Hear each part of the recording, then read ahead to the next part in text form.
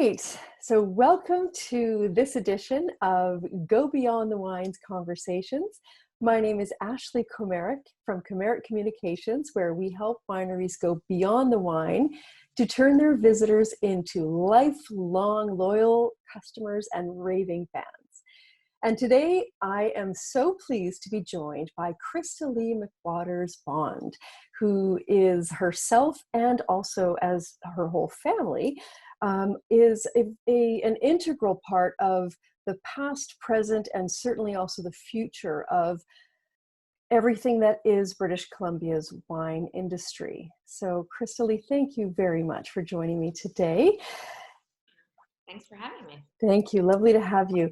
Can you tell us right now, you have a couple of wineries, you've got a restaurant, you're very involved, very busy. What is happening right now as we're beginning to reopen? What's top of mind for you? Yeah, for us right now, it is reopening. So here at Time Winery, we are getting ready to reopen the tasting room tomorrow, in fact. So, the team has been in social distancing and scrubbing everything from top to bottom, and stocking the shelves and whatnot. And then we'll be reopening the restaurant next Thursday, so June 4th. So fabulous. Change our concept a little bit. So chef is busy finalizing the final menu as well. And we're excited to be able to welcome visitors again. Oh, I bet. Yes. And I think visitors are excited to come and see you. How are you changing the menu? What kind of changes are you making to adapt? We're going to be focusing on, it's going to be a wine and burger bar, basically. So we have a number of different types of burgers.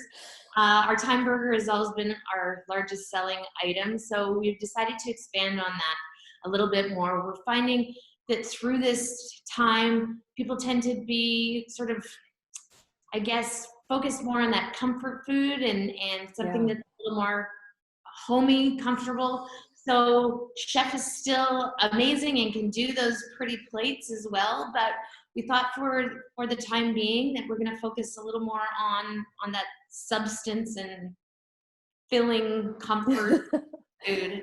So burgers and more. So we've got an amazing mac and cheese as well that I don't even want to know in it, but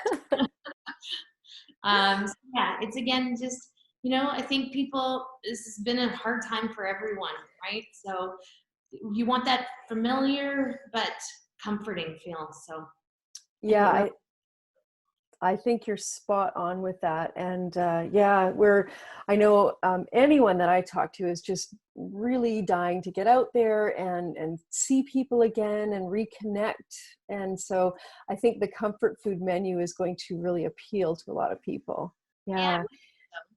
Yeah, great. And are you using a lot of outdoor space as well?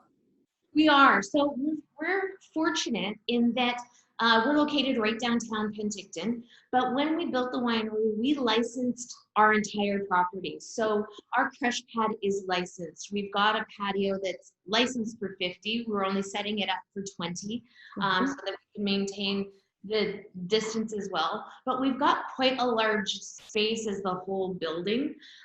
So we're able to be able to social distance and utilize the entire winery, which is great. So. Oh, wonderful. Yeah. And I think with the weather coming, people will be so happy to be able to be outside. Yeah. Exactly.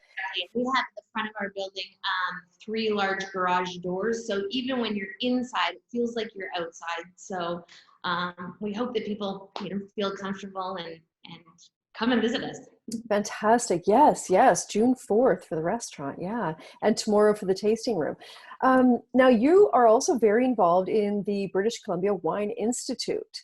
So as an industry, can you tell me a little bit about, what are you seeing with regard to the other, brother, sister wineries of the Institute and others, non-members even?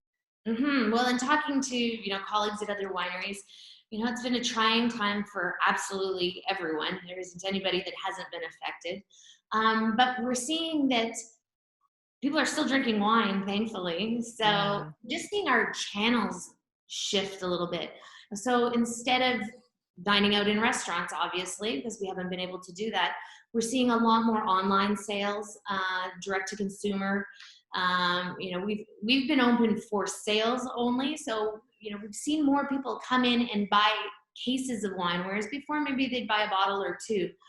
And in talking to a number of colleagues, they're seeing similar type of things happen too. The retail is really quite strong. Mm-hmm. We don't sell in the government liquor store. We only have one product that we sell there, but that trade channel is extremely strong. So people are going to the liquor stores still. But because of British Columbia having so many small producers, there's a lot of wineries that do not sell to that channel, to the government liquor stores. Mm-hmm. But LRSs, licensed retail stores, are strong as well. So but it's also dependent on the winery. Some wineries had focused primarily, because they're small, on the guest experience at the winery. Obviously, they didn't have that, or focused on restaurants as well. Mm-hmm. So everybody's been affected in a different way, depending on what trade channel they were focused on prior to. They've obviously had to shift, and so everybody's adapting to the new normal, I guess, right? Exactly. And are there adaptations that you've made specifically because of COVID that are working so well for you that you're going to continue with them? Yeah, but, we've seen increased online sales. We've seen new wine club signups, which doesn't generally happen just online. You generally have your wine club signups from people visiting your tasting room, having a great experience, want to be part of the brand. So we've definitely seen that. So for us, it was always that, oh yeah, we better talk to our brand ambassadors out there and our members, but it sometimes got down on the list, whereas now we are making sure that we're sending out regular newsletters and with different features and talking about the different things. So we've gotten a lot better at doing something that we knew we should have been doing before, but weren't. So yes, we'll continue that for sure. So wonderful. If people don't want to hear it, they'll just unsubscribe, right? If it's so. But if your winery is writing to you, I think you're going to listen. You're going to want to know what's up. Maybe there's a special promotion that you don't want to miss out on. Yeah. Exactly. Fantastic. That's great.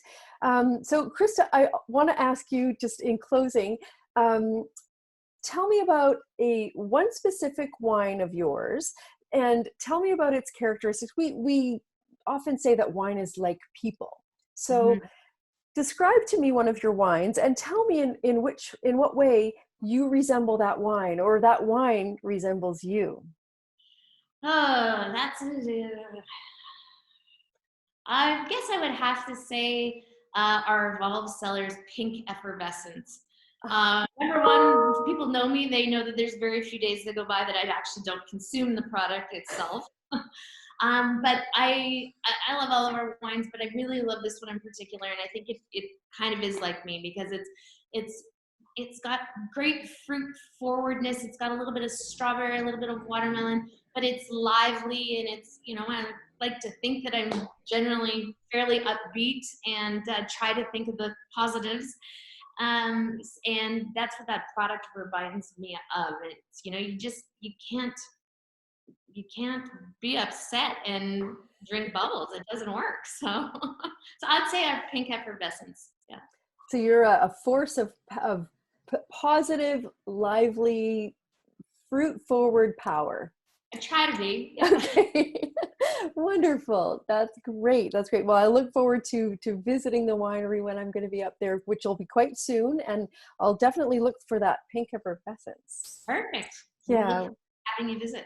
Thank you so much, Christa-Lee, for your time today, and all the best for the opening and the opening of the restaurant too. Thanks, Ashley. Okay, take care. All right.